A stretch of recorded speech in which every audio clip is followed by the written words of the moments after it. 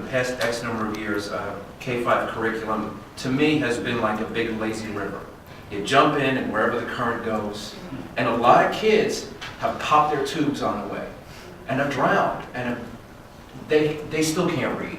The Norwalk Board of Education unanimously approved Superintendent Manuel Rivera's pre-K-5 literacy comprehensive plan, despite skepticism from several members and parents on its results. There's going to be milestones, there's going to be a plan, there's going to be assessments. It ain't going to happen all in 1 year.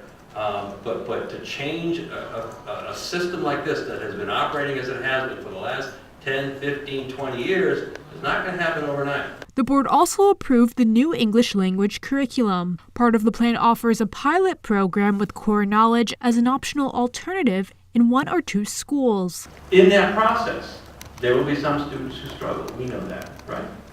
And when those students are struggling, teachers need to know what those steps are. And it can't be just filling out a form to comply with state guidelines and state regulations. They need to know what are those key processes, what are those strategies. They've got to have information, they've got to have somebody who's working with them, who's monitoring, who's tracking progress of every single child at the school level, and making sure that there are the right interventions in place, and that they get executed. And that children don't be left for 2 months and 3 months and 4 months with leveled readers that are below standard, because then they don't have a chance.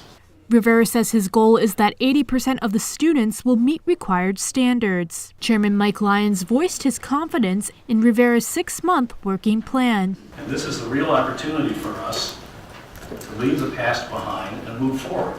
Is it going to be perfect? Probably not. There's probably going to be stumbles along the way. There's going to be mid-course corrections that people are going to have to make. Even NASA makes mid-course corrections. But NASA also doesn't sit around and say, well, we shouldn't push the launch button. It's time to push the launch button and send this thing flying. In Norwalk, Priscilla Lombardi, It'sRelevant.com.